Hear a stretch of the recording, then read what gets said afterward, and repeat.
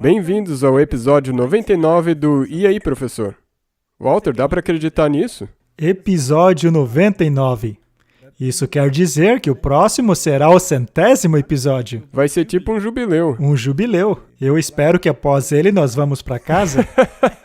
Eu também espero. Bem, hoje nós temos um tema interessante. As alianças de Deus. Exato. E tem muita confusão sobre isso, então nós vamos precisar da iluminação do Espírito Santo. Nosso Pai Celeste, nós te agradecemos mais uma vez por nos abençoar e nos trazer até aqui. A Ti seja toda a glória, nós não poderíamos ter feito nada sem Tua ajuda. Nós pedimos que novamente Tu abençoes essa conversa e todos os que nos assistem. Em nome de Jesus, amém. Amém. Por que decidimos falar sobre as alianças? É porque este assunto é fundamental para os últimos dias. É pelo fato de existir, sim, um povo, que é o povo da aliança. Mesmo nesse tempo em que estamos vivendo. Esta é a nova aliança. Precisamos compreender este assunto, pois há muita confusão por aí.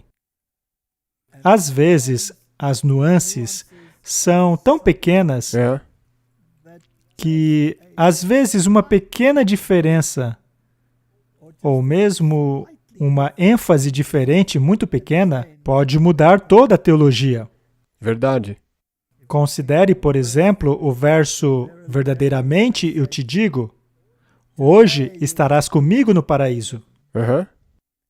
Ou então, verdadeiramente eu te digo hoje, estarás comigo no paraíso. Existem duas teologias completamente diferentes que se baseiam no mesmo verso. Portanto, precisamos ser muito cuidadosos em como consideramos essas palavras. E onde está sendo colocada a ênfase. Sim, e sobre qual é a sua importância para o nosso tempo. Pois uma das acusações que ouvimos constantemente daqueles que alegam que os mandamentos de Deus foram abolidos é de sermos legalistas. Porque nós estamos sob uma nova aliança. Pois é, e já outros gritam, liberalismo! Portanto, onde está o equilíbrio? A resposta está nas alianças. Portanto, eu acho conveniente que terminemos com este assunto em nosso episódio 99. Porque eu acredito que muito em breve veremos o retorno de nosso Mestre. Eu também espero. Façamos algumas perguntas. Primeira, qual é o propósito da aliança? Qual seria a diferença entre uma aliança bíblica e uma aliança convencional? Por quanto tempo ela é válida? Quais seriam os requisitos obrigatórios por parte da humanidade? Ou o que ela precisa cumprir na aliança? E qual seria a parte de Deus nesta aliança? Então vamos lá. Qual é o propósito da aliança? Bem, a aliança bíblica também é para benefício do ser humano. Exato. É um acordo, não é? E para que uma aliança exista, são necessários dois lados. Você não pode fazer uma aliança consigo mesmo. Você pode fazer uma resolução, mas não uma aliança. Sim. Qual é a diferença entre uma aliança bíblica e uma aliança convencional? Bem, as duas precisam ser ratificadas por uma lei. No caso da aliança bíblica, é que ela é feita com o soberano do universo. Ou melhor, um soberano do universo que está fazendo essa aliança com você. Sim. É melhor desse jeito. As alianças bíblicas sempre é Deus que apresenta. É Deus quem tem a iniciativa. Já uma aliança convencional normalmente surge de uma necessidade de ambas as partes. E por quanto tempo a aliança é válida? Ela é válida até ser dissolvida ou até que uma das partes não cumpra com os termos. Correto? Neste caso, ela é invalidada. Qual seria o requerimento exigido por parte da humanidade? Seria cumprir a sua parte no acordo? Qual seria a obrigação de Deus nesta aliança? Cumprir com a parte dele. Exatamente, a mesma coisa. É bem simples, não? Portanto, não é uma coisa complicada. É um processo judicial Simples. É? Mas afinal, por que Deus fez uma aliança com os homens? Esta citação é do Espírito de Profecia. Ela diz: por causa da transgressão, o homem perdeu a sua santa inocência e penhorou-se a si mesmo a Satanás. Cristo, o Filho unigênito de Deus, ofereceu-se pela redenção do homem e pagou o preço de seu resgate na cruz do Calvário. Ele deixou os mundos não caídos, a sociedade dos santos anjos do universo celeste, pois ele não poderia ficar satisfeito enquanto a humanidade estivesse separada dele. O negociante celestial coloca de lado a sua coroa e manto real, apesar de ser o príncipe e comandante de todo o céu. Ele coloca sobre ele a veste da humanidade e vai ao mundo estragado e corrompido pela maldição, a fim de procurar pela pérola perdida, em busca do homem que caiu pela desobediência. É interessante que na parábola da pérola perdida há uma dupla aplicação. Aham. A pérola de grande preço, naturalmente, é Cristo. Sim. Nós temos que encontrá-lo. Mas Cristo também veio em busca das pérolas perdidas de seu reino. Portanto, ela possui uma dupla aplicação. Mas quem toma a iniciativa de vir é Deus. Ele quer restaurar aquele relacionamento que ele tinha com Adão e Eva antes da queda. É importantíssimo salientar que Deus criou a humanidade com uma natureza específica. Aham. Essa natureza não era caída. É. Era uma natureza na imagem de Deus e em harmonia com Ele. Vejamos agora algumas alianças bíblicas. Tivemos a aliança com Adão, ela está lá em Gênesis 3, versos 15, e também foi feito com Noé e seus filhos, com Abraão, Isaque, Jacó, Moisés, que é então a nova aliança, sobre a qual lemos pela primeira vez em Jeremias 33, 31 a 34. Vamos dar uma olhada em algumas delas. Adão e Eva. E porém inimizade entre ti e a mulher, e entre a tua semente e a sua semente. Esta te ferirá a cabeça, e tu lhe ferirás o calcanhar. O verso está dizendo que a semente da mulher feriria a cabeça da serpente, e o apóstolo Paulo deixa bem claro que a semente está no singular e que é uma referência a Cristo. Sim. Portanto, haveria inimizade entre a igreja de Satanás e a igreja de Deus. O calcanhar de Cristo seria ferido, mas finalmente Satanás seria destruído. Isto é uma promessa. O plano da salvação. O céu se encheu de tristeza ao perceber que o homem estava perdido e que o mundo que Deus havia criado estaria cheio de mortais e condenados à miséria, doença e morte, e que não havia saída para o transgressor. Toda a família de Adão deveria morrer. Eu vi o amável Jesus e contemplei uma expressão de simpatia e tristeza em seu semblante. Logo, eu o vi se aproximar da grandiosíssima luz que envolvia o Pai. O anjo que me acompanhava disse que ele iria conversar com seu Pai. A ansiedade dos anjos parecia intensa, enquanto Jesus estava comungando com seu Pai. Por 3 vezes ele foi encobrido pela luz gloriosa do Pai, e na terceira vez ele veio do Pai, a sua pessoa pôde ser vista, seu semblante era calmo, livre de qualquer perplexidade e dúvida.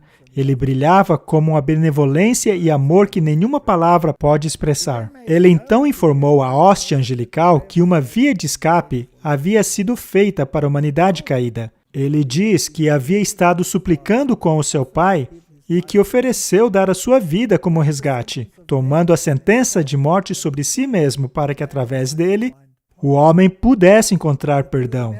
Através dos méritos de seu sangue e obediência à lei de Deus, eles poderiam ter o favor de Deus e serem trazidos ao belo jardim e comerem do fruto da árvore da vida. Essa é a história de como o plano da redenção foi delineada e planejada. E isso veio de uma maneira com Correto. compaixão. Não foi a partir de uma decisão arbitrária. Foi uma decisão cheia de compaixão e amor. E então foi feita a aliança com Noé. É interessante notar que a falha humana parece sempre estar presente, tornando necessária a renovação da aliança. É verdade. O mundo antediluviano foi destruído e a aliança foi refeita com Noé. Gênesis 6:18. Mas contigo estabelecerei a minha aliança, e entrarás na arca tu, os teus filhos, tua mulher e as mulheres dos teus filhos.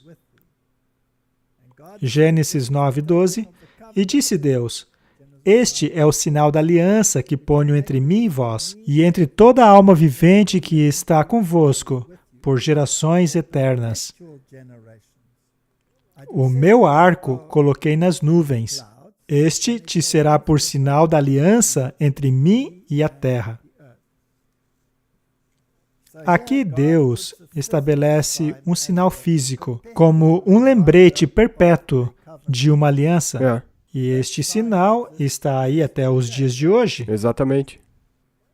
Quais seriam as semelhanças entre a aliança com Noé e a aliança com Adão?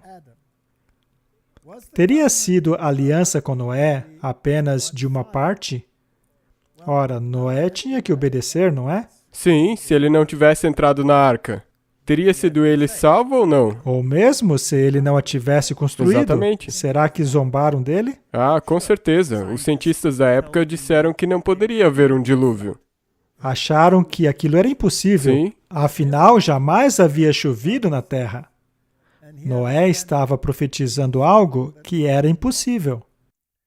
Mas, se nunca tinha chovido, quer dizer também que jamais havia tido um arco-íris? Correto. Pois não havia nenhuma prisão de umidade para refletir a luz e assim dividi-la em seus matizes. Portanto, esta aliança foi uma aliança na qual Deus prometeu que não faria daquela forma novamente. Mas ela não valeu apenas para um lado, já que houve um ato recíproco da parte de Noé. Sim. Vamos ler a respeito da obrigação de Noé nesta aliança. Após ter dado sinais de sua vinda, Cristo disse: Quando virem estas coisas acontecerem, saibam que o reino de Deus está próximo, às portas. Vigiai e orai. Deus sempre envia aos homens avisos de seus julgamentos vindouros. Aqueles que tiveram fé nesta mensagem naquela época e agiram conforme a sua fé, em obediência aos seus mandamentos, escaparam dos julgamentos que caíram sobre os desobedientes e descrentes. É sempre assim. Tem mesmo. Se você lembrar daquela declaração anterior, quando Jesus foi para o Pai, tinha que ser condicionado ao sangue dele e à obediência aos mandamentos. Correto? Em relação a Adão e Eva, a exigência feita na aliança com eles era guardarem os decretos de Deus e não comerem do fruto daquela árvore específica. Mas eles quebraram esta aliança. Isso não fez deles legalistas por terem guardado os mandamentos? Não, claro que não. A palavra veio a Noé: Entre tu e toda a tua casa na arca, pois te encontrei justo diante de mim. Noé obedeceu e foi salvo. A Ló veio a mensagem: Levanta-te, saia deste lugar, pois o Senhor destruirá essa cidade. Ló submeteu-se à guarda dos mensageiros celestiais e foi salvo. Ló era perfeito? Não. Ele tinha bastante defeitos. Sim. E mesmo depois de ser salvo, algo muito infeliz aconteceu depois, lá em Zoar. Ele acabou conseguindo algumas bebidas, levando para a caverna, e o resultado disso foi um pesadelo. Exatamente. Mas o que foi que o salvou? Ter depositado a confiança em Deus. Ele Sim. creu e saiu da cidade e não olhou para trás. Os discípulos de Cristo tiveram um aviso sobre a destruição de Jerusalém. Aqueles que ficaram alertas em relação aos sinais da ruína vindoura e saíram da cidade, escaparam da destruição. Nós, hoje, devemos dar o alerta da segunda vinda de Cristo e da destruição que cairá sobre o mundo. Aqueles que derem ouvidos a este alerta serão salvos. Portanto, há um aviso, um comprometimento Sim, e, então, um ato de obediência e o resultado. é isso aí. Basicamente, isto é É a assim que ela aliança. funciona. E uma vez que nós estamos vivendo nestes dias, em que a maior delas, a maior destruição de todos os tempos, está próxima de acontecer. Sendo assim, é fundamental que nós acreditemos nisso. Assim como Abraão, como Noé, como os discípulos. Precisamos obedecer. Então essa fé também tem que ser colocada em prática. É isso mesmo? Existe um hino que cantamos que diz confiar e obedecer. Não há outra maneira de sermos felizes em Jesus, a não ser confiando e obedecendo. E se você ler a Bíblia, você verá constantemente que o Espírito Santo era dado àqueles que obedeciam. Portanto, é impossível divorciar na obediência desta equação. Mas, dito isso, precisamos compreender algumas nuances. Sim, Nós chegaremos lá. Vamos dar uma olhada no que aconteceu a Abraão. Gênesis 12, 1 a 3. Então o Senhor disse a Abraão: sai-te da tua terra, da tua parentela e da casa de teu pai, para a terra que eu te mostrarei. E far-te-ei uma grande nação, e abençoar-te-ei e engrandecerei o teu nome. Tu serás uma bênção, e abençoarei os que te abençoares, e amaldiçoarei os que te amaldiçoarem. E em ti serão benditas todas as famílias da terra. Esta é uma ordem clara. Separa-te da tua terra. Isto é importante? sim, Sim, mas por quê? Pois as normas e padrões de um país podem ser totalmente diferentes dos padrões de Deus, não é mesmo? exatamente. Aham. Da sua gente, da casa de teu pai, da família do teu irmão, da sua família mais próxima, e vá para uma terra que eu te mostrarei. É uma ordem difícil. Mas a promessa está lá em Gênesis 17. E estabelecerei a minha aliança entre mim e ti e a tua descendência depois de ti e as suas gerações, por aliança perpétua, para ti ser a ti por Deus e a tua descendência depois de ti. Esta é a minha aliança, que guardareis entre mim e vós e a tua descendência depois de ti. E todo homem entre vós será circuncidado. Esta aliança era baseada na circuncisão. E esta aliança era de quem? Uma aliança de Deus. É um detalhe importante, não? Sim, você tem que perceber isso quando você lê o texto. Não foi Abraão que fez essa aliança com Deus. Era a aliança de Deus. E será que Deus comete erros, Martin? Não. Será que Deus, às vezes, comete um errinho e daí tem que corrigi-lo? Não. Deus já sabe o futuro? Sim, Bem, e se foi Deus quem fez a aliança, então deve ser boa, não? exatamente. Esta aliança foi chamada de Aliança da Circuncisão. Mas, Martin, será que isso significa que circuncisar o seu filho já é tudo? Já é o suficiente? Não. Ou será que significa algo mais profundo do que isso? Sabe, muitas pessoas provavelmente pensam que isso substituiu algo das alianças antigas. Mas é apenas uma continuação, uma renovação, como você disse. E como você acabou de dizer, não. Existe sempre algo mais profundo na aliança do que a ação física que você tem que fazer. Exato. E ela não incluía apenas Abraão, incluía a descendência dele. Aham. Ok? É importante sabermos que a circuncisão é símbolo da circuncisão do coração Sim, e, por sua vez, é símbolo daquilo que você acredita e guarda como valor moral que você quer transmitir aos seus filhos. exatamente, é esse o pacote. E será que as meninas estão excluídas disso? Não, Não. Elas fazem parte da aliança, pois meninas fazem parte do sistema genético de Abraão. Sim, e elas também estão sob os maridos delas.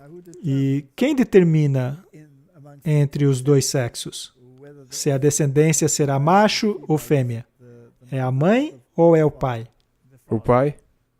Sim, é o pai, pois somente o pai tem o cromossomo Y ou X para contribuir, não é? Aham. Portanto, as mulheres também fazem parte dessa aliança. Não tem como existir nenhum tipo de descendência sem as mulheres. Exatamente. Então não vai ter que ter um outro tipo de aliança com o resto. Este é um ponto muito importante, Martin. Veja só, quem veio primeiro, Adão ou Eva? Adão? Adão veio primeiro, não é? Aham. E, por acaso, Adão tinha todo o material genético necessário para criar uma Eva? Sim, Ele tinha o cromossomo Aham. X e o Y, não é? sim. E se ao invés de Adão, Eva tivesse vindo primeiro, por um acaso ela conteria todo o material genético para poder produzir um Adão? Não. Não, pois ela não tem o cromossomo Y. É por isso que Adão tinha que vir primeiro. Portanto, a Bíblia está certa mais uma vez. E a suposta ciência, não. Muito bem. Como foi alterada a aliança quando o nome de Abraão foi mudado para Abraão? E quais são as semelhanças e diferenças entre as alianças feitas com Adão e Noé? E foi o sacrifício de Isaac parte da aliança também? Estas são perguntas interessantes, Martin. O que foi que mudou? Bem, o nome de Abrão foi mudado para Abraão, que significa pai de nações. Em outras palavras, a aliança passou a incluir a humanidade, não é? Eu acho que provavelmente, desde o começo, Deus já tinha isso em mente. Sim, E ele abriu um pouco mais da explicação dessa aliança para Abraão ao fazer isso. mas o meio pelo qual essa aliança seria propagada, ou seja, seus descendentes, foi de certa forma impedida pelo fato de a esposa de Abraão ser estéril.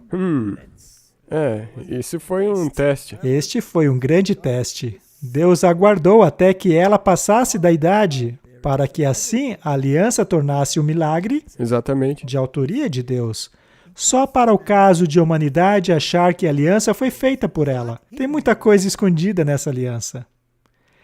E quais são as semelhanças entre as alianças feitas com Adão e Noé? Como sabemos, Noé foi o pai da humanidade após o dilúvio. Portanto, se a aliança foi feita com Noé, ela incluiu toda a humanidade. Assim como aquela que foi feita com Adão. Exato. Mas Noé não teve a aliança da circuncisão. O que acontece aqui é que há uma mudança de uma realidade física para uma realidade espiritual, ou seja, o coração. Pois a circuncisão era símbolo da circuncisão do coração. Então, agora estamos transitando da realidade de uma manifestação física, já que Noé é literalmente o pai da humanidade pós-diluviana, para uma aliança com aqueles que tomam a decisão em seu coração. É uma grande diferença. Sim. E, na verdade, você pode me corrigir se eu estiver errado, de certo modo, foi isso que Deus também quis dizer com a primeira aliança. Já era para ter sido com o coração. Deveria ter sido, mas não foi. Não. E outra semelhança é que foi Deus que iniciou ela. Exato. E o sacrifício de Isaac? Ele foi parte da aliança? Se eu fosse responder isso, eu diria que não foi parte da aliança. Eu diria que foi um teste para constatar se a sinceridade de Abraão quanto a aceitar e crer na aliança. Sim, exatamente, como ele fez um teste com a esposa estéril de Abraão. Correto. pois deveria ter sido por meio de Isaque. E agora ele tem que sacrificar Isaque. Isso deve ter deixado Abraão confuso. Mas, de novo, isso te mostra essa outra componente, essa nuance, a parte da fé que tem que haver na aliança. Agora estamos falando da questão da fé. Abraão é uma testemunha ao universo. Seres celestiais testemunharam as cenas enquanto a fé de Abraão e a submissão de Isaque foram testadas. A prova foi muito mais severa do que aquela que foi trazida a Adão. A aceitação daquela proibição feita aos nossos primeiros pais não envolveram sofrimento, mas a ordem dada a Abraão exigia o sacrifício mais agonizante. Todo o céu contemplou o maravilhamento e admiração à obediência infalível de Abraão. Todo o céu aplaudiu a sua fidelidade. As acusações de Satanás mostraram-se falsas. Deus declarou o seu servo: agora eu sei que temes a Deus, apesar das acusações de Satanás, visto que não poupaste o teu próprio filho, o seu único filho, de mim.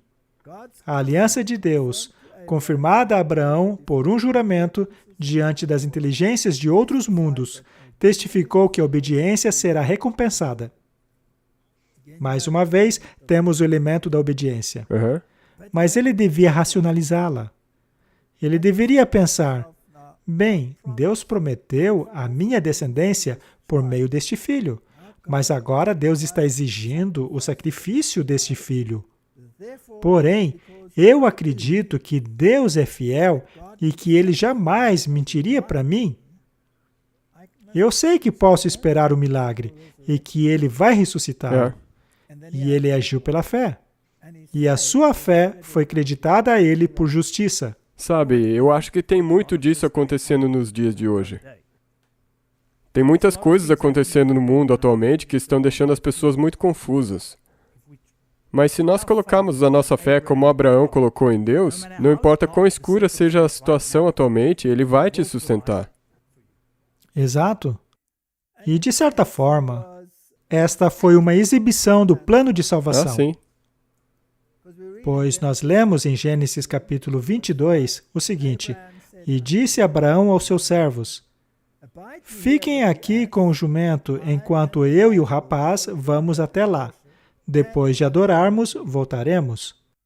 Isto nos diz que, apesar do sacrifício, ele traria Isaque de volta. Sim. E Abraão pegou a lenha para o holocausto e a colocou nos ombros do seu filho Isaque. E ele mesmo levou as brasas para o fogo e a faca e caminharam juntos. Este é o símbolo de Cristo. Ele carregou a cruz por nós. Isaque disse a seu pai Abraão: meu pai. E ele respondeu: sim, meu filho.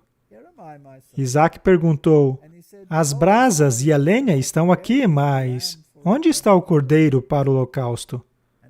E respondeu Abraão: Deus mesmo há de prover o cordeiro para o holocausto, meu filho. E assim os dois continuaram a caminhar juntos. Esta é uma mini exibição do plano da salvação. E o interessante é que na tradução King James da Bíblia, é dito que o próprio Deus proveria o cordeiro. Mas na versão New King James, esse verso está totalmente distorcido. Lá está assim: e disse Abraão: Deus proverá para si o cordeiro para o holocausto. Ora, Deus não provê para si mesmo o cordeiro. Ele proveu o cordeiro para nós. Para nós, os pecadores. Por que Ele proveria para si mesmo? Ele é sem pecado. É ridículo. É por isso que é importante termos boas traduções, para que o texto possa fazer sentido. Cristo se apresenta pessoalmente a Abraão. Apesar de esta aliança ter sido feita com Adão e renovada a Abraão, ela não poderia ser ratificada até a morte de Cristo. Há uma linda tipologia aí. Ela existiu por meio da promessa de Deus, desde que a primeira intimação de redenção foi dada. Ela foi aceita pela fé.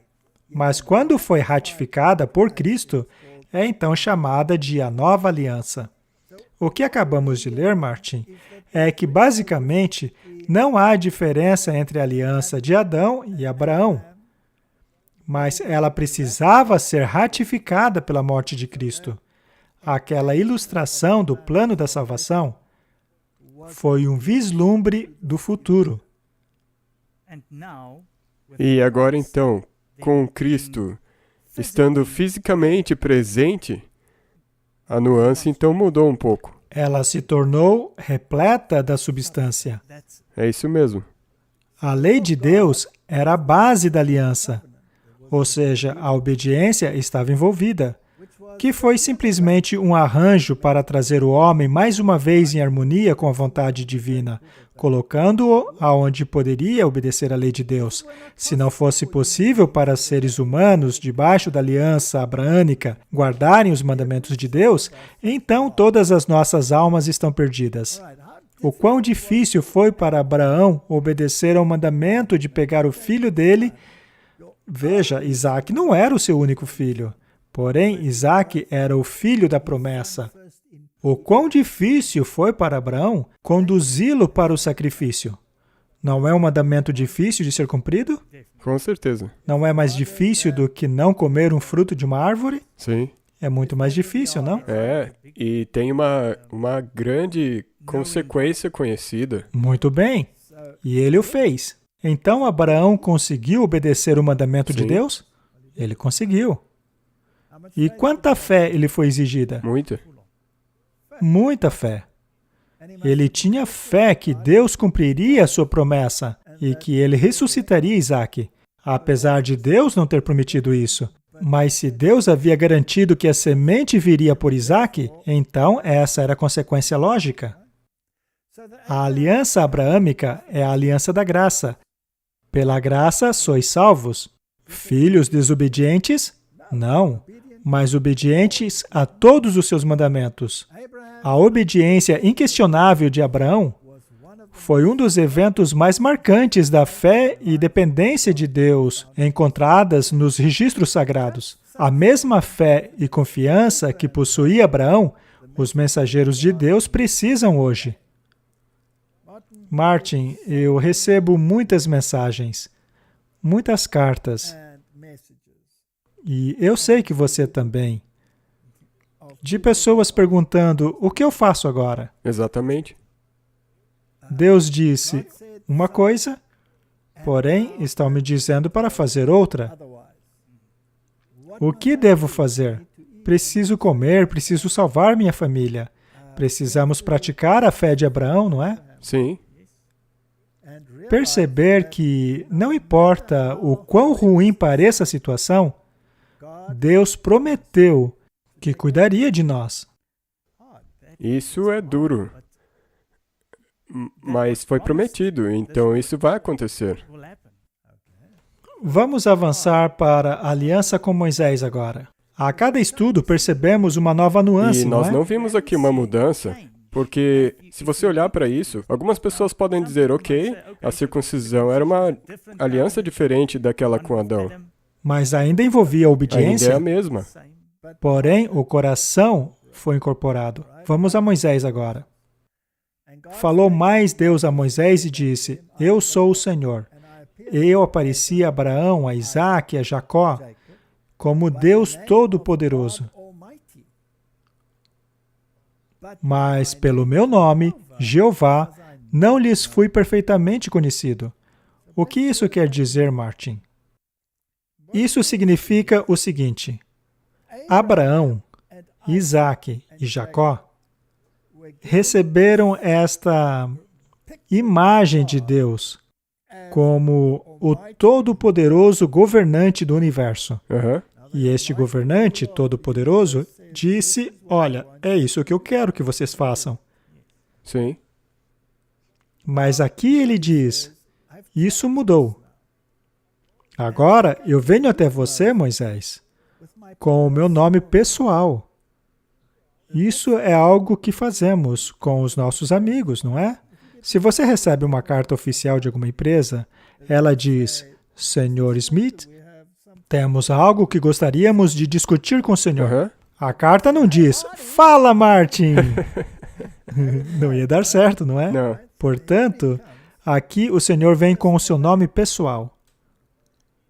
E também estabeleci a minha aliança com eles, para dar-lhes a terra de Canaã, a terra de suas peregrinações, na qual foram peregrinos. E também tenho ouvido os gemidos dos filhos de Israel, os quais os egípcios fazem servir, e lembrei-me da minha aliança. Portanto, diz aos filhos de Israel, eu sou o Senhor. Aí está o nome dele, Yahvé, seu nome pessoal. E eu vos tirarei debaixo das cargas dos egípcios, e vos livrarei da servidão, e vos resgatarei com o braço estendido e com grandes juízos. E eu vos tomarei por meu povo, e serei o vosso Deus. E sabereis que eu sou o Senhor, o vosso Deus, que vos tiro debaixo das cargas dos egípcios. E eu vos levarei à terra acerca da qual levantei a minha mão, jurando que a daria a Abraão, Isaque e a Jacó, e vou-la darei por herança, eu, o Senhor. Aí está o nome pessoal dele. Portanto, trata-se da mesma aliança. É. Mas note como Deus vai se aproximando, É. de uma maneira pessoal. É Deus se apresentando de uma maneira um pouco diferente. Quase da mesma maneira que era com Adão. Correto? E quais as semelhanças com as alianças anteriores?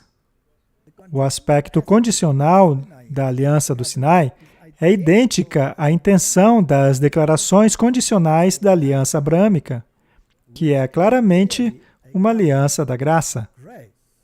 Assim dizem Gerhard Hasel e Michael Hasel, em seu livro intitulado A Aliança Eterna de Deus.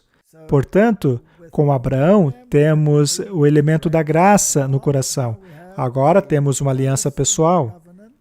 As condições não foram alteradas, mas o relacionamento tornou-se mais íntimo. Quem deu a lei a Moisés? Foi Cristo. Jesus. Em todas essas revelações da presença divina, a glória de Deus foi manifestada através de Cristo. Não apenas no advento do Salvador, mas através de todos os séculos depois da queda e na promessa da redenção, Deus estava em Cristo reconciliando o mundo consigo mesmo. 2 Coríntios 5,19. Cristo foi a fundação e centro do sistema sacrificial, tanto na era patriarcal como na judaica.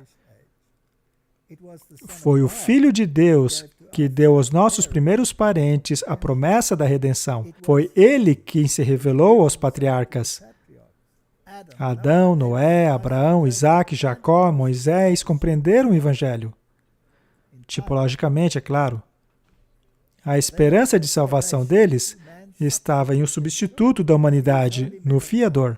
Estes santos homens da antiguidade tiveram comunhão com o Salvador, que viria ao nosso mundo em carne humana. Alguns deles falaram com Cristo e anjos celestiais face a face.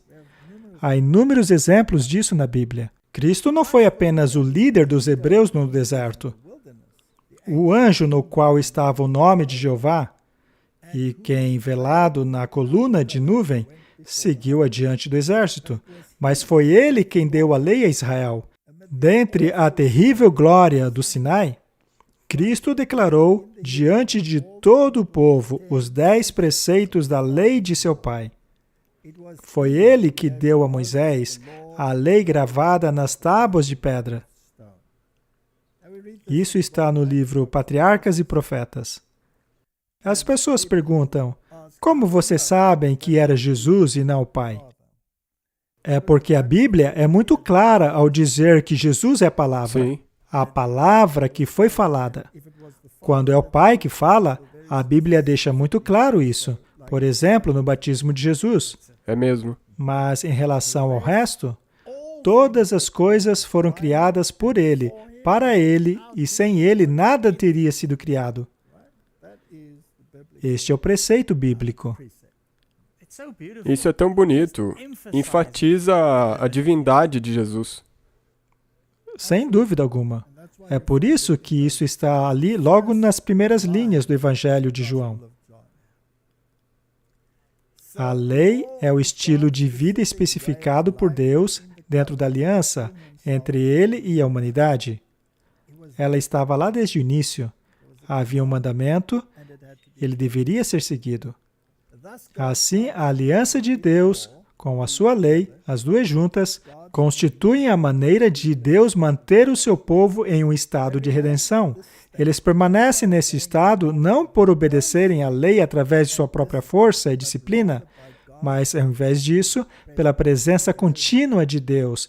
Isso é um detalhe muito importante. É pelo poder dele e atividade da graça e misericórdia em suas vidas que os capacita a obedecê-lo.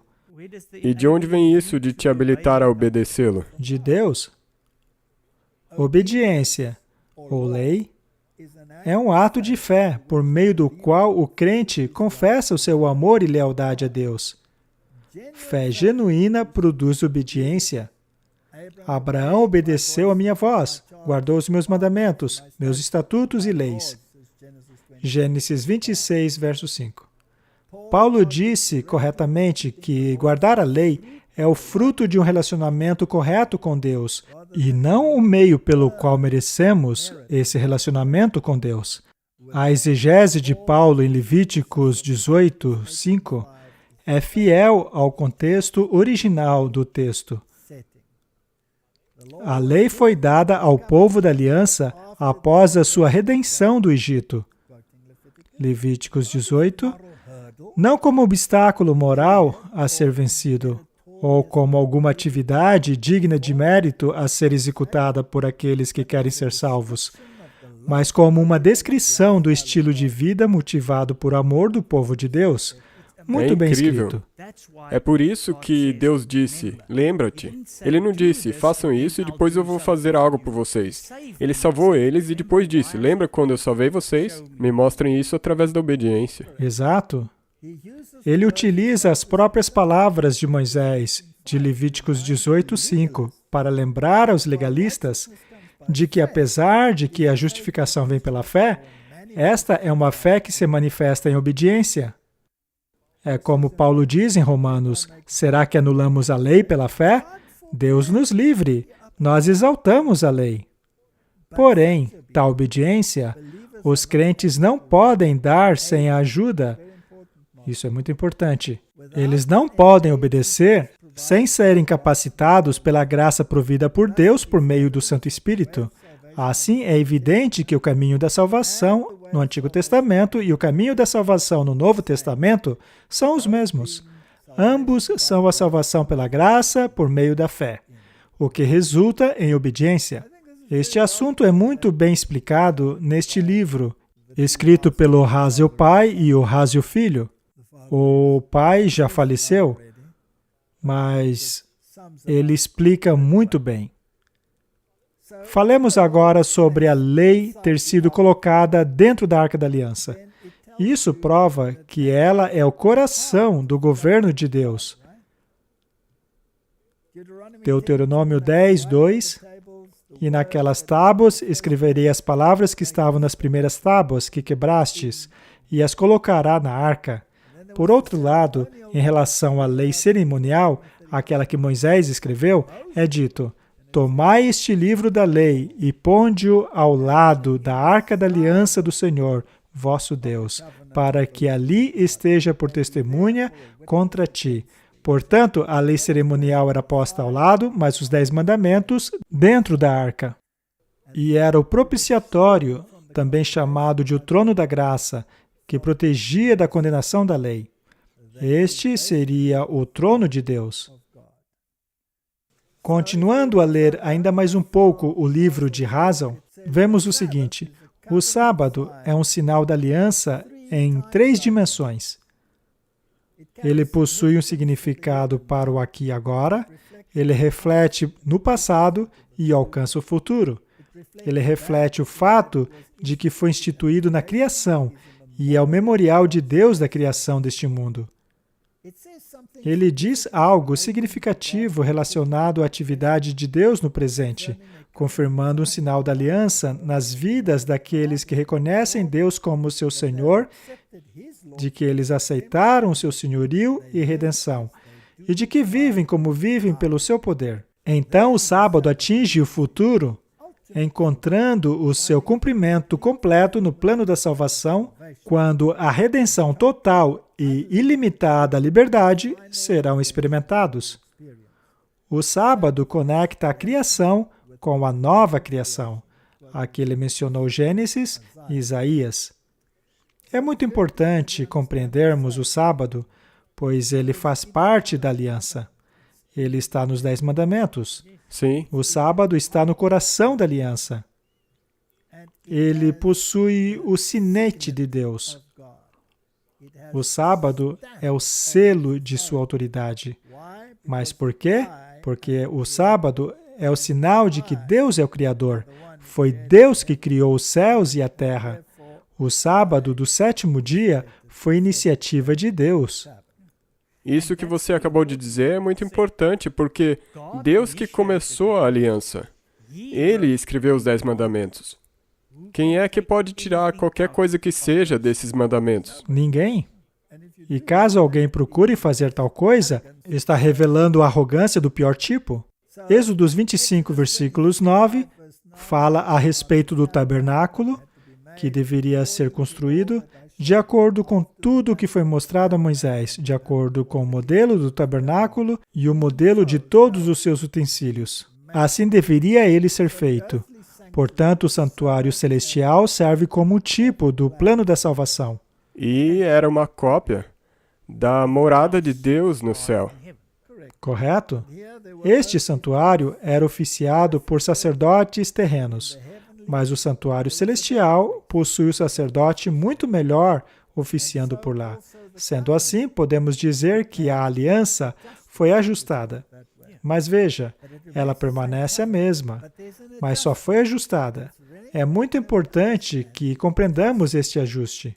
Vamos dar uma olhada então neste assunto. A nova aliança.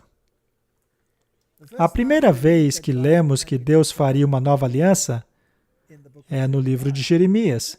E o interessante é que mais uma vez é mencionado uma destruição. Jeremias alerta que Nabucodonosor viria e destruiria Jerusalém e o templo. E é aí que ele profetiza uma nova aliança. E a cidade só foi destruída porque eles quebraram a primeira aliança. E será que o sábado teve um papel importante nesta quebra? Sim, muito. Lemos isso em Ezequiel, não é? E eles não guardavam. É por isso que quando os judeus retornaram, eles colocaram tantas regras rígidas para garantir que ninguém quebrasse o sábado novamente, mas as próprias regras que eles inventaram quebravam o sábado. Exatamente. E daí eles tornaram isso uma coisa humana e não uma coisa de relacionamento. Se você retira do sábado a espiritualidade e o transforma em um mandamento da carne, então você acaba crucificando a Deus mais uma vez. Mas vamos procurar a nuance agora. Estão chegando os dias, declara o Senhor, quando farei uma nova aliança com a comunidade de Israel e com a comunidade de Judá. Agora vem uma frase em destaque.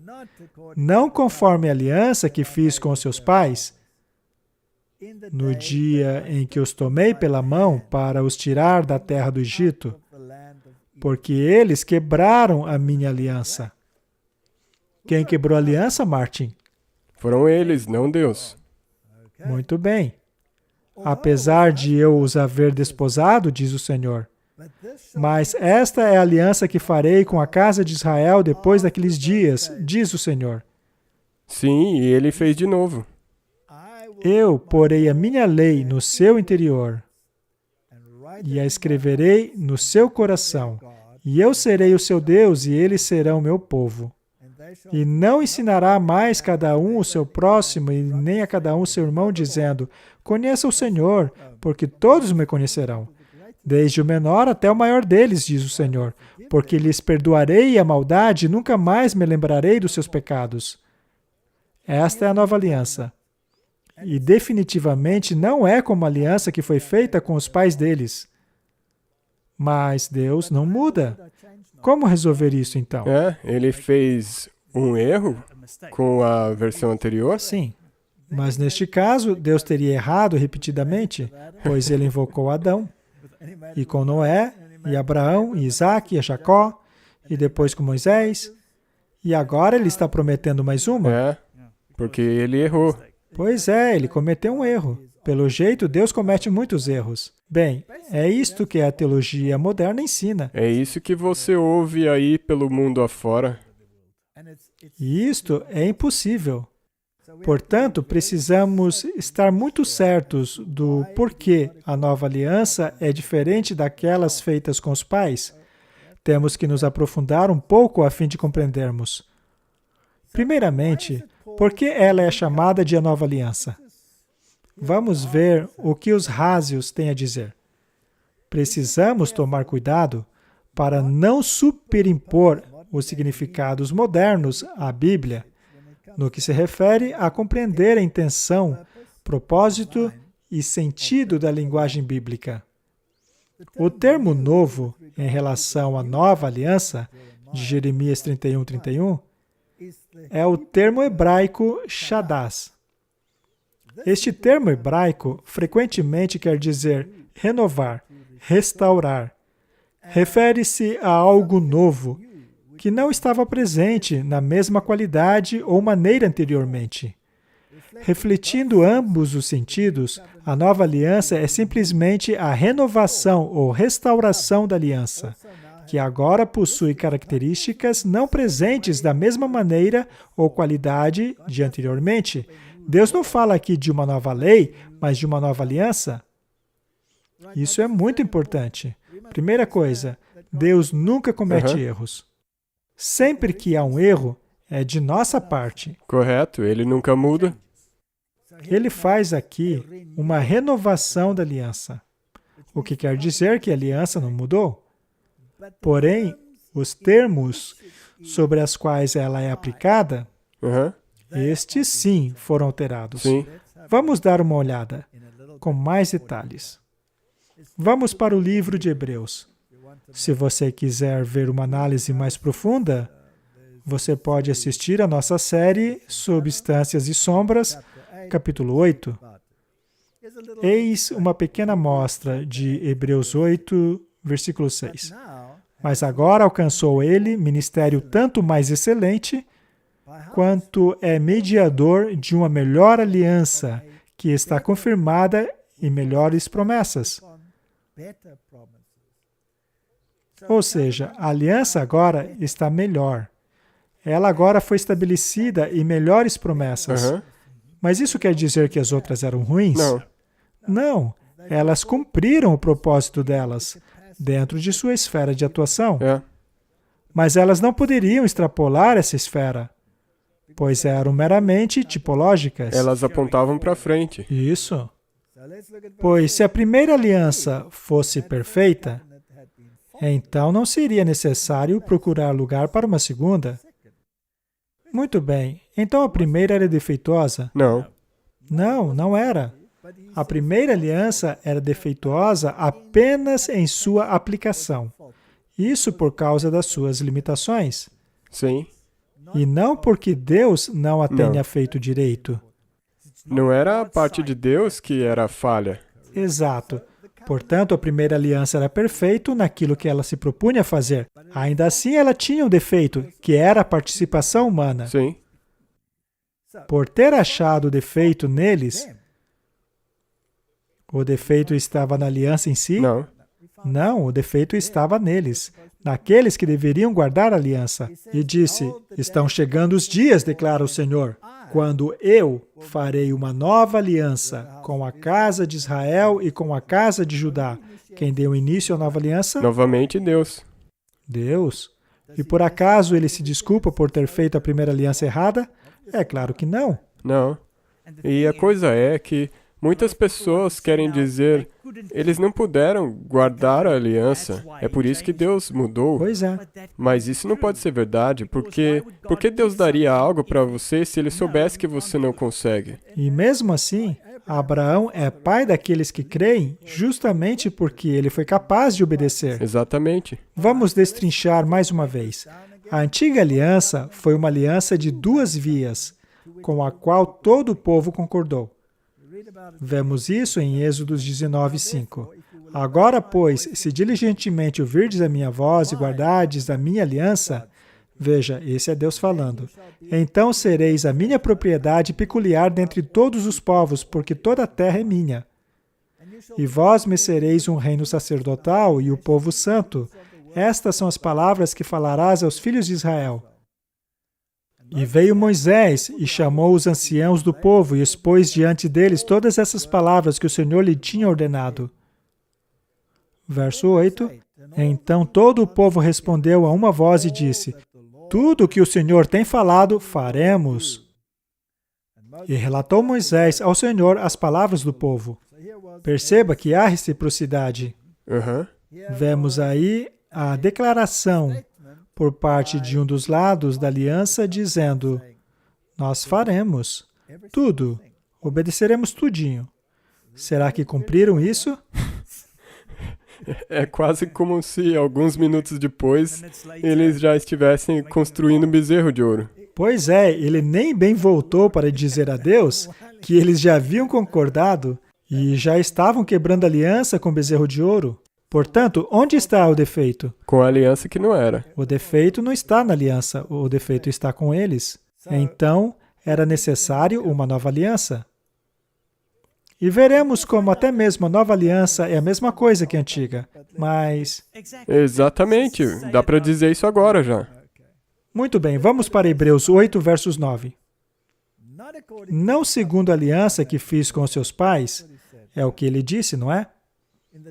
No dia em que os tomei pela mão para os tirar da terra do Egito, porque não permaneceram naquela minha aliança. Eles não cumpriram a parte deles. Então eu para eles não atentei, diz o Senhor. E eles não puderam guardar a aliança porque era muito exigente da parte de Deus, não é mesmo? Não. Era por causa da natureza pecaminosa. E a falta de fé deles. Exato. Agora vem a pergunta, qual é a diferença?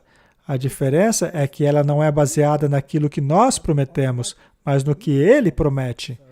Vamos ler agora a partir do verso 10. Esta é a aliança que farei com a casa de Israel. Depois daqueles dias, declara o Senhor. Aqui ele está citando Jeremias. E eu, essa palavrinha é importante, eu colocarei as minhas leis às suas mentes e as escreverei em seu coração.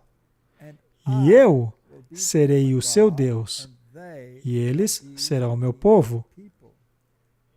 Esta é a aliança que eu farei com eles, depois daqueles dias, diz o Senhor. Eu porei as minhas leis em seu coração e as escreverei em sua mente. Temos então um Deus pessoal dizendo, eu entendo a fraqueza da carne humana. Vocês podem prometer o quanto quiserem, mas eu entendo, vocês simplesmente são incapazes. Portanto, eu o farei em você. Quem é que está fazendo? Jesus, Muito através bem. do Espírito Santo. E a aliança mudou? Não, Não, a aliança é a mesma. O que mudou é aquele que opera na humanidade. sim. Ele agora está atuando desta maneira específica. Então, a passo que anteriormente você tinha... A aliança não mudou. De qualquer maneira, eles deveriam ter fé em Jesus, que era para quem a aliança apontava. E agora Deus introduz essa parte também. Correto? Veja, isso é muito importante, pois estamos chegando no fim da história deste mundo. E nos é dito de maneira muito pertinente que apenas aqueles que têm a fé de Abraão vão conseguir. Precisamos compreender isso. Comparemos a antiga e a nova aliança. A antiga aliança era baseada em boas promessas, Mas a nova aliança é baseada em promessas ainda melhores. Não porque Deus cometeu um erro, mas porque ela cumpriu o papel dela para o tempo em que ela foi determinada. Sim, porque a anterior, ela existiu até Cristo. E depois que ele cumpriu essa parte da aliança, a nova aliança passou a apontar para o retorno dele. Muito bem, vamos ver. A antiga aliança foi feita com a igreja terrena e uma nação literal, debaixo de Deus, não é? Ela envolveu a libertação do Egito, envolveu a Canaã terrena, o santuário terreno, com os sacerdotes terrenos, Jerusalém terrena, mas esta aliança envolvia a mortalidade, já que estes sacerdotes eram mortais. Eles morriam, tinham que ser substituídos. Já a aliança melhorada é com a igreja celestial. Isto é muito importante. Em outras palavras, aqueles que estão em Cristo são a semente de Abraão e herdeiros de acordo com a promessa. Sim. Portanto, é uma igreja celestial. Ela é libertada do pecado, ela envolve uma Canaã celestial, não mais a terrena. Mas, Martin, quantas pessoas hoje não querem uma Canaã terrena? O sistema todo é baseado na Canaã terrena. Precisamos salvar o planeta, Martin. Afinal, esta é a única Canaã que conhecemos. Vamos consertá-la agora e fazer um monte de leis climáticas. É melhor seguirmos o que o Papa tem a dizer sobre isso. Ela também envolve o santuário celestial, Jerusalém celestial, sacerdócio celestial e a imortalidade, pois o sacerdote dela não morre. Portanto, esta não é uma melhor aliança? Sim, nessa forma sim. Pois ela é a substância de uma promessa. Exatamente. Havia a promessa e a substância ainda é Jesus Cristo. O que nos traz ao nosso tempo? Nós acabamos de fazer uma série na qual analisamos os eventos que vão ocorrer na segunda vinda de Cristo. Vimos que haverá os remidos e os perdidos. E precisamos compreender como isso funciona. Este é um parágrafo do livro Eventos Finais. O Senhor, em sua grande misericórdia, enviou a mensagem mais preciosa ao seu povo através dos irmãos Wagner e Jones. Essa mensagem deveria trazer diante do mundo o Salvador crucificado, o sacrifício pelos pecados do mundo todo. Apresentava a justificação pela fé no fiador. Convidava o povo a receber a justiça de Cristo, que se manifesta na obediência a todos os mandamentos de Deus. Este texto é brilhante. Então, a mensagem da justificação pela fé não é apenas uma parte integral, ela é a própria substância da terceira mensagem angélica. A terceira mensagem angélica é: não receba a marca da besta. Sim. Em outras palavras, não dê ouvidos à autoridade papal. Dê ouvidos à autoridade de Deus. E uma vez que essa autoridade está estabelecida no quarto mandamento, quanto a quem tem a jurisdição sobre o céu e a terra, a questão entre o sábado e o domingo torna-se o ponto muito importante. Como seria a justificação pela fé? Isso é muito importante. Veja, a obediência que o povo mostrou foi sempre uma obediência habilitada por Cristo, apropriada pela fé. Vamos ver isso. O que é a justificação pela fé? Ela é a obra de Deus em jogar a glória do homem por terra. Acho que muitas pessoas no mundo hoje têm problema com isso. Isso é colocado de maneira tão bonita. Nós não somos tão espertos como pensamos ser. Exatamente. É a obra de Deus em jogar a glória do homem por terra e fazer pelo homem aquilo que não está em seu poder fazer por si mesmo. Quando o homem enxerga a sua insignificância, então sim está preparado para ser revestido com a justiça de Cristo. Quando passam a louvar e exaltar Deus todos os dias, então, pelo contemplar, estarão se transformando na mesma imagem. O que é regeneração? É revelar ao homem a sua própria natureza real. É revelar que nele mesmo não vale nada. Este pensamento não é popular hoje. Estas lições você nunca aprendeu. Oh, se tão somente você pudesse perceber o valor da alma humana. Não é contraditório? Você não vale nada. Mas o seu valor é como a pérola de grande preço. É, porque qual que é a mensagem do mundo? Acredite em si mesmo. Exato. Siga o seu coração. É isso que diz o mundo. É assim que o mundo diz. Como então reconciliar isso? A pergunta é, aonde está o valor da humanidade?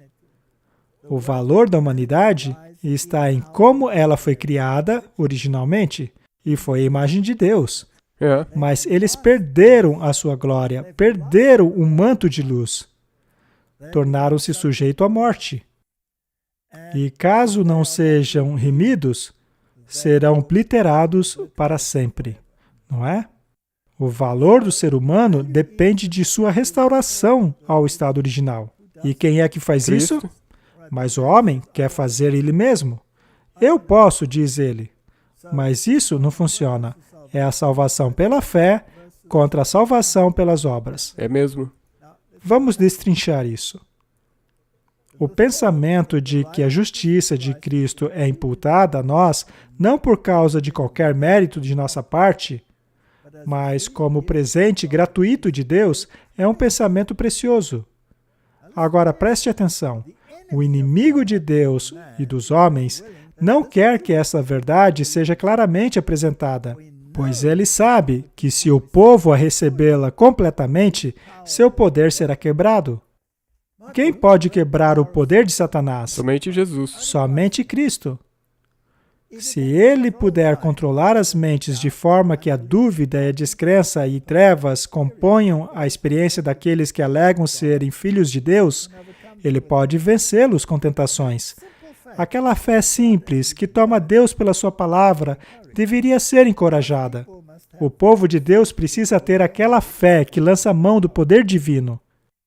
Pela graça, vocês são salvos pela fé, e isso não é de vocês mesmos, é dom de Deus. Ele mencionou aqui Efésios 2:8. Aqueles que creem que Deus perdoa os seus pecados por causa de Cristo, não deveriam, quando em tentação, desistir de lutar o bom combate da fé. Sua fé deveria crescer ainda mais, até que a sua vida cristã, assim como as suas palavras, possam declarar: o sangue de Jesus Cristo nos purifica de todo pecado. Quem é que nos purifica? Jesus. E isso é muito importante para os nossos dias, porque dúvida, incredulidade, trevas vão tomar conta de você. Nós estamos vivendo nesses dias. Então isso é muito importante para te mostrar de novo de onde que vem a sua fé. Martin, Abraão acreditava nas promessas de Deus. Sim.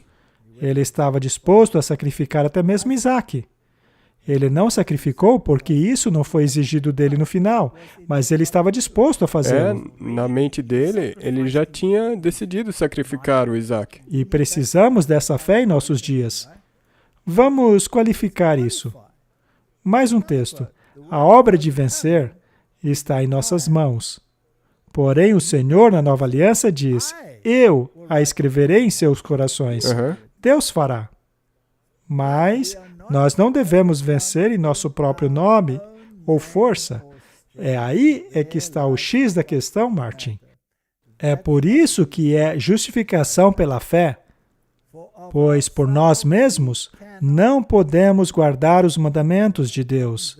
Martin, esta é aquela pequena nuance, aquela mudança de ênfase, aonde está o X da questão. Eu não posso guardar os mandamentos de Deus. Mas aí muita gente vai comemorar dizendo: Urra! Viva, é impossível. Só que não. O que o texto realmente diz é que eu não posso guardar os mandamentos com a minha própria força. O Espírito de Deus precisa nos auxiliar em nossas enfermidades. Cristo tornou-se o nosso sacrifício e fiador. Ele tornou-se pecado por nós, para que pudéssemos nos tornar justiça de Deus nele, através da fé em seu nome. Ele imputa em nós a sua justiça, e ela se torna o princípio vivo em nossa vida. Cristo imputa a nós o seu caráter impecável e nos apresenta ao Pai em sua própria pureza. Portanto, a minha perfeição é a perfeição em Cristo. É como nós já lemos. Você tem que depositar a sua fé em Cristo. Ele inicia essa fé também. E daí o resultado disso vai ser obediência aos mandamentos. Muito bem. Portanto, não sou eu que posso me vangloriar de ser obediente. A única vanglória que eu poderia ter é que Cristo, dentro de mim, tem me compelido à obediência, não porque Ele está me forçando ou coagindo, mas porque eu me submeti voluntariamente à vontade dEle. Não é? Sim. Quando José foi confrontado pela esposa de Potifar, suas palavras foram: eu jamais poderia cometer este pecado contra Deus. Então, ele não obteve a vitória por sua própria carne, mas pelo poder de Deus em José. Foi assim que ele obteve essa vitória, apesar de terem rasgado a roupa dele. Perdeu a roupa. Cristo adere um grande peso de importância à obediência de seu povo aos mandamentos de Deus. Isso é claro na Bíblia. Eles precisam ter um conhecimento inteligente dos mandamentos e trazê-los à sua vida diária. O homem não pode guardar os mandamentos de Deus a menos que ele esteja em Cristo e Cristo nele. Portanto, a única maneira de guardá-los é se o próprio Jesus trabalhar isso dentro de mim. Esta é uma diferença bem sutil. Não é que estou dizendo não podemos guardar os mandamentos e ponto final. Na verdade, sim, não podemos. É verdade. Mas se Cristo trabalhar em mim, aí eu devo guardar. Eu tenho que. Concordo. Porque se a sua fé estiver depositada nele, você não tem como agir de outra maneira. Correto? E como eu me aproprio deste poder? É mesmo? Pela fé. Pela fé. Vamos ler de novo. O homem não pode guardar os mandamentos de Deus a menos que ele esteja em Cristo e Cristo nele. Ficou claro, não? E não é possível a ele estar em Cristo e ter a luz dos seus mandamentos enquanto ele desconsiderar, ainda que seja um deles. Pela firme e voluntária obediência à sua palavra, eles evidenciam seu amor pelo enviado de Deus. Portanto, a atitude externa é exatamente a mesma a de um legalista. Parecia perfeição quando os fariseus guardavam a lei, mas ela não era aplicada no coração. Não estava escrita ali. É apenas uma ação externa, feita apenas para exaltar e satisfazer o próprio eu. E é assim que o problema começou com os israelitas. E foi isso que fizeram na antiga aliança. Eles começaram a guardar isso como se fosse uma tradição, e não como a substância da fé. Pela firme e voluntária obediência à sua palavra, eles evidenciam seu amor pelo enviado de Deus. Não guardar os mandamentos de Deus é não amá-lo. Ninguém guardará os seus mandamentos a menos que o ame. É o unigênito de Deus. Aqueles que o amarem expressarão esse amor em obediência a Ele. Todos os que amam a Cristo são amados do Pai, e Ele se manifestará a eles. Em todas suas emergências e perplexidades, eles terão em Jesus Cristo um auxiliador. Esta é a nova aliança. E assim como Adão e Eva passaram por um teste, assim como Abraão passou por um teste, assim como os filhos de Israel passaram por um teste, da mesma forma o povo de Deus no fim dos tempos passará por um. E nós sabemos quais testes são esses. Tudo começou com o apetite. E este teste é repetido claramente no livro de Daniel. E por sua vez é um tipo. No fim dos tempos, o apetite também será um teste. Na obediência a todas as exigências de Deus será um teste, e este teste culminará no teste final da autoridade, É mesmo? a marca da besta. Vamos estudar mais sobre isso. Deus testará a todos, assim como Ele testou Adão e Eva, para ver se eles serão obedientes. A nossa lealdade ou deslealdade decidirá o nosso destino. Desde a queda de Adão, os homens em todos os séculos têm achado desculpas para pecar, culpando a Deus pelos seus pecados, dizendo que eles não podem guardar os mandamentos. Esta é a insinuação que Satanás lança sobre Deus nos céus. Mas o argumento, eu não posso guardar os mandamentos, nunca deve ser apresentado a Deus, pois diante deles está o Salvador. As marcas da crucificação em seu corpo, como uma testemunha viva de que a lei pode sim ser guardada. Não é que o homem não pode guardar a lei, mas é que ele não quer. É Rebelião. mesmo? O fruto do Espírito é a obediência. É mesmo? Porque todos têm a capacidade de ter fé de que Cristo vai trabalhar em você e te ajudar a guardar os Correto. mandamentos. Mas, Martin, nunca podemos chegar ao ponto de dizer, eu já cheguei lá. É. Isto, na verdade, é certeza de que caímos. Há uma obra que cada um de nós deve realizar se queremos ser salvos no mundo eterno. Mas enquanto devemos fazer de nossa parte aquilo que Deus nos deu para fazer, também devemos entender que, tendo feito tudo, nós ainda estaremos perdidos caso Deus não tivesse feito aquilo que homens pecadores e finitos não podem fazer por si mesmos. Você percebe essa diferença sutil de pensamento? É. O caminho da presunção está muito próximo do caminho da fé. É uma pequena diferença de mentalidade. Roma, porém, diz que confiar na justificação pela fé apenas é anátema. Roma alega que isso exclui a obediência, que é tão importante. Já os protestantes dizem que é anátema acreditar que a salvação não é somente pela fé. Isto porque a obediência deve ser o resultado e não o meio para a salvação. É uma diferença sutil e por causa dela estão se matando há milênios. E, infelizmente, do lado protestante, eles se desviaram tanto até o outro lado, onde os mandamentos não mais podem ser guardados. Correto.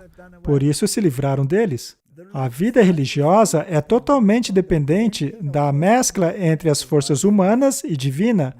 O homem deve trabalhar a sua própria salvação, mas ele não pode fazer isso sem o auxílio divino. Esse é o X da questão.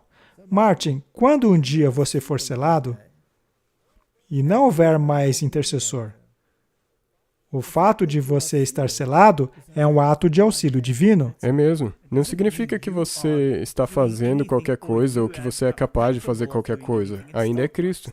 Correto. Quer dizer simplesmente que você se submeteu a Cristo a tal ponto que você pode ser protegido, nem que isso demande todo o exército angelical. E apesar de Cristo ter pago um preço infinito para salvar as almas dos homens da ruína eterna, Ele não fará aquilo que Ele designou ao homem fazer. Devemos viver pela fé. Não devemos ser controlados por impulsos e sentimentos, mas os princípios da lei de Deus devem governar nossas vidas. Enquanto olharmos para Jesus como a fonte de todo o poder, nunca deixaremos de receber ajuda em tempo de necessidade, pois é Deus quem trabalha em nós tanto o querer quanto o efetuar, de sua boa vontade. Portanto, é uma pequena nuance. Nós devemos depender de Cristo para cumprir aquilo que eu sozinho jamais poderia fazer. A Bíblia chama isso de o mistério da salvação. Colossenses 1:26. O mistério que esteve oculto desde todos os séculos e em todas as gerações, e que agora foi manifesto aos seus santos, ou seja, àqueles que têm a fé de Abraão. aos quais Deus quis fazer conhecer quais são as riquezas da glória deste mistério entre os gentios, que é Cristo em vós, a esperança da glória. Aí está o poder. A Ele pregamos, admoestando a todo homem, ensinando a todo homem a sabedoria para que apresentemos todo homem perfeito em Cristo Jesus. O que nos leva à terceira mensagem angélica, contrastando a marca da besta ao selo de Deus. Estamos nos aproximando dos eventos finais. Precisamos ter um relacionamento correto, uma fé correta. A terceira mensagem angélica, em verdade. Muitos têm escrito para mim me perguntando se a mensagem da justificação pela fé é a terceira mensagem angélica. E eu tenho respondido que sim, ela é a terceira mensagem angélica verdadeiramente. O que quer dizer isso? Que é completamente absoluta. É a substância. Então, não aceitar a marca da besta é a justificação pela fé? Sim. Pois esta é a obediência que você é obrigado a prestar. É o sinal perfeito ou da sua submissão a Cristo, de forma que Ele possa atuar em você, ou da sua rebelião. É por isso que é justificação pela fé. Apocalipse 14. E seguiu o terceiro anjo, dizendo com grande voz: se alguém adorar a besta e a sua imagem, e receber o sinal na sua testa ou na sua mão, também este beberá do vinho da ira de Deus. Ele também beberá do vinho do furor de Deus, que foi derramado sem mistura no cálice da sua ira. Será ainda atormentado com enxofre ardente na presença dos santos anjos e do Cordeiro. Portanto, é muito importante que esta marca da besta será na testa ou na mão.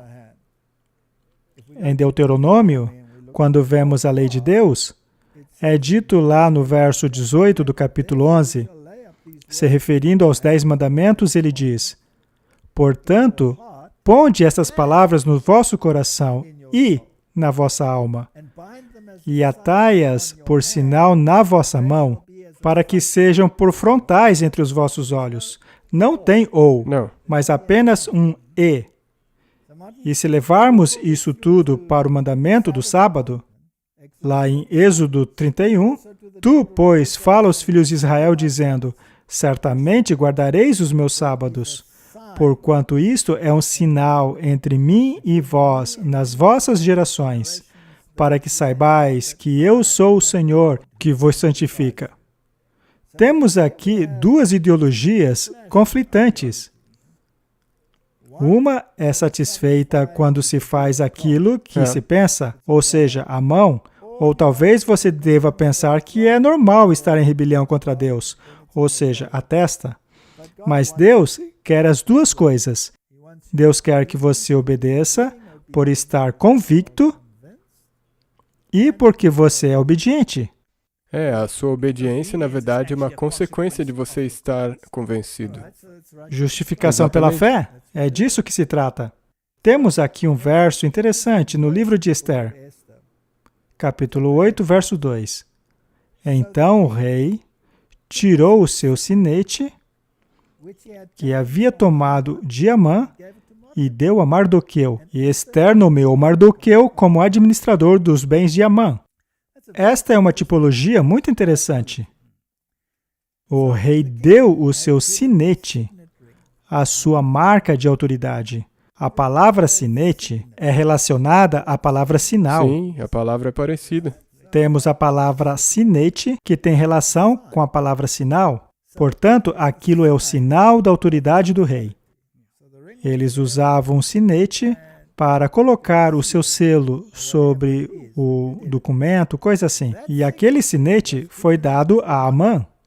O rei havia tirado o seu sinete e dado a autoridade a um poder terrestre e disse: aqui está, você tem autoridade total. Portanto, ele é um tipo do rei do céu, Deus o Pai, e de um rei terreno que recebe essa autoridade.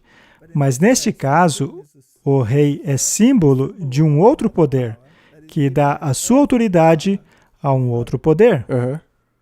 E, por sua vez, utiliza erroneamente esta autoridade, pois determinou usá-la para destruir o povo de Deus. É. Há um outro rei terreno que possui um sinete pela autoridade do dragão, que dá a ele um trono e grande autoridade. E ele quer usar esse sinete, este sinal, para exercer sua autoridade sobre o povo de Deus. O que acontecerá com ele? A mesa vai virar e Amã será enforcado. O sinete que foi dado a Amã será tirado e dado a Mordecai.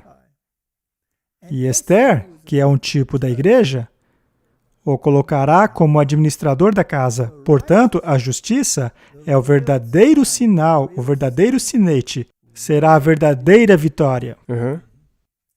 E a razão pela qual você aguarda é muito importante. Você aguarda por medo ou amão, ou você aguarda por amor e amão. Apocalipse 14, verso 12. Aqui está a paciência dos santos. Aqui estão os que guardam os mandamentos de Deus e a fé de Jesus. Se Cristo não trabalhar em você, capacitando a guardar os mandamentos de Deus, então é inútil. Os fariseus tentaram assim e foi um fracasso.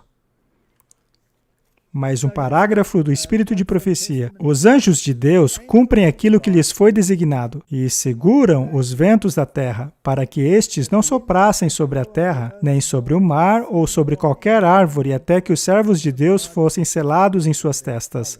O poderoso anjo é visto ascendendo do Oriente. Este mais poderoso dos anjos tem em suas mãos o selo do Deus vivo, do único que pode doar a vida, que pode escrever nas testas a marca ou a inscrição de quem deverá receber a imortalidade, a vida eterna. É a voz deste maior dos anjos.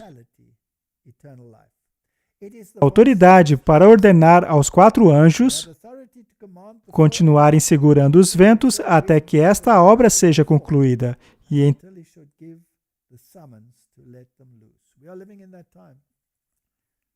os ventos estão começando a soprar, e quando esses anjos o soltarem, é muito importante que estejamos selados aonde?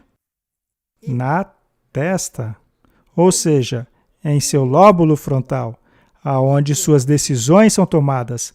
A justificação pela fé lança a glória do homem por terra, ou seja, devemos nos submeter ao poder de Cristo, para que Ele possa executar em nós aquilo que nós não podemos fazer por nossas próprias forças, e isto é um ato de fé. Exatamente. O centro da nova aliança, na verdade, o centro de todas as alianças, é o amor de Deus. Isto nunca mudou. Há uma grande obra de preparação a ser feita pelos adventistas do 7º dia. Eu quero dizer, não apenas os adventistas. Não. Mas aqui eles são mencionados por nome porque, assim como os filhos de Israel, eles costumam pensar que devem fazê-lo por sua própria força. E, assim como Israel, eles estão ali como um exemplo para o mundo. Se quiserem permanecer firmes nas difíceis experiências que estão adiante deles, se quiserem permanecer verdadeiros a Deus em meio à confusão e tentação dos últimos dias, precisam buscar ao Senhor em humildade de coração, pedindo por sabedoria para resistir os enganos do inimigo. Nós precisamos desta humildade de coração. Precisamos nos ajoelhar, pedindo por sabedoria, pois os enganos estão todos ao nosso redor. Essas notas discordantes que ouvimos na mídia e até mesmo dentro de nosso próprio meio deveria nos fazer perceber que precisamos de Deus. Amém. Precisamos manter sempre em mente o solene pensamento do breve retorno do Senhor. E em vista disso, reconhecer o trabalho individual que deve ser feito. Através do auxílio do Espírito Santo, devemos resistir às inclinações naturais e tendências ao erro, e arrancar de nossas vidas todo elemento não cristão. Assim, prepararemos o nosso coração para recebermos as bênçãos de Deus, que nos trarão graça e harmonia com a fé de Jesus. Eu gostaria de dizer às pessoas que agora é a hora de nos ajoelharmos, agora é a hora de dizermos: Senhor, esquadrinhe o meu coração, mostra-me se há algo errado com ele. Lava-me, purifica-me, lava-me com isopo. Purifica o meu templo da alma. Se houver qualquer coisa errada, endireite agora, Senhor. E, por favor, me mostre e me ajude a corrigir isso. Sim. Para esta obra de preparação, grandes vantagens foram concedidas ao povo que foi alvo dessa luz em mensagens de alerta e instrução enviadas através do agente do Espírito de Deus. Temos tantas informações. Como viver corretamente? Leia! É mesmo. Como deveria eu mudar a minha vida para resistir àquilo que está vindo? Ora, leia os Escritos. Devido ao crescente poder das tentações de Satanás, os tempos nos quais vivemos estão cheios de perigos para os filhos de Deus, e precisamos aprender constantemente do grande professor para que possamos dar cada passo em justiça. Cenas maravilhosas estão se abrindo diante de nós, e é neste tempo que o testemunho vivo deve ser exibido nas vidas do povo professo de Deus, para que o mundo possa ver, neste século em que o mal está em todo lado, que existe um povo que está deixando de lado sua própria vontade para buscar a vontade de Deus. O mundo precisa ver. Ver porque você é diferente. Por que você faz aquilo que faz? Ora, você não sabe que está se metendo em encrenca? Abraão não atraiu problemas para si quando levou Isaac para aquela montanha? Um povo em cujo os corações e vida, a lei de Deus é escrita. Há grandes tentações diante de nós, difíceis testes. O povo de Deus que guarda os seus mandamentos devem se preparar para o tempo de prova, obtendo uma experiência mais profunda nas coisas de Deus e no conhecimento prático da justiça de Cristo. Não apenas para os descrentes, mas também para os membros da igreja. São ditas as palavras: busque ao Senhor enquanto ele pode ser achado. Invocai-o enquanto está perto. Esta é a obra que todos devem fazer. Eu não posso pedir a você que resolva o meu problema. Eu posso pedir por conselho, mas não posso pedir que resolva o meu problema. No tocante a escolhas difíceis que têm que ser feitas, não é possível, como você disse, dá para pedir aconselhamento, mas no final das contas, é você ali de joelhos diante de Deus. Correto? 1 João 5,3. Pois este é o amor de Deus, que guardemos os seus mandamentos, e os seus mandamentos não são pesados. Se não compreendermos isso, se dissermos que é impossível guardar os seus mandamentos, então o chamamos de mentiroso, pois ele guardou, e ele prometeu nos capacitar para guardá-los. Malaquias 3,6 diz: pois eu sou o Senhor, e eu não mudo. Por isso vós, filhos de Jacó, não são consumidos. A aliança nunca mudou. Foram pequenas nuances nela que mudaram, de acordo com o tempo apropriado. E uma vez que vivemos no tempo em que Cristo tornou-se a substância de todas as sombras, foi acrescentado este elemento da justificação pela fé, contra o qual Satanás tem lutado por toda a eternidade. Que Deus nos dê sabedoria para nos apropriarmos da justiça de Cristo, para que possamos guardar os mandamentos, para chamarmos o povo do mundo para dentro da casa de sua graça. Vamos orar. Querido Pai, obrigado pelas alianças. Obrigado porque a nova aliança é baseada em promessas melhores. Uma promessa na qual o Senhor nos habilita a cumprir tudo o que a aliança requer. Se nos humilharmos diante de Ti, se reconhecermos a nossa própria indignidade e fraqueza humana e nos apropriarmos desse poder pela fé, então seremos como grandes exércitos do Senhor, e que a lei de Deus possa ser escrita em nossos corações, conforme prometeste. Em nome de Jesus, amém. Amém. Obrigado por assistir esse vídeo. Para se inscrever, Clique aqui. Clique no sininho abaixo para receber notificações. Para assistir o próximo vídeo, clique aqui. Muito obrigado!